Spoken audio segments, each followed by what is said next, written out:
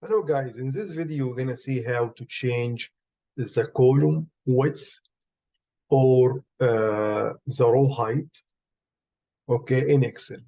We will do that for cells, and also if you do it for like the whole sheet, you can also watch this video for that. So let's start by the easier one, which is just a cell.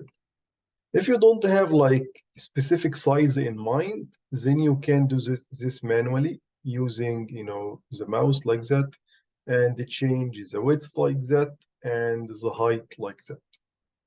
If you have like a specific height or width, like 30, 40, whatever, then what you can do is to go to Format and choose, for example, row height.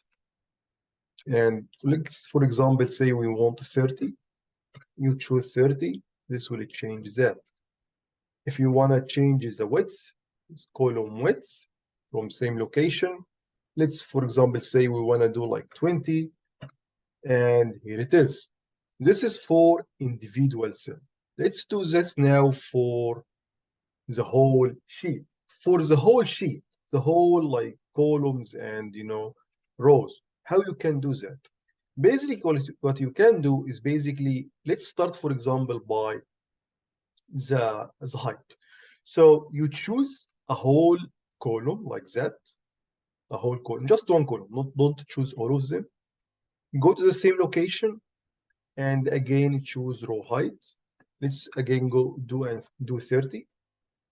This will change. Look, guys, didn't it change only one cell? Change it all cells, the height of all cells.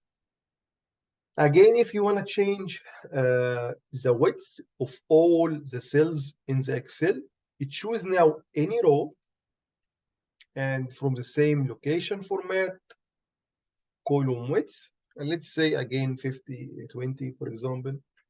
And as you see, guys, all the cells changed, not just the row that we choose. Okay, guys, that was it. Thank you very much for watching, and see you in another video. Bye-bye.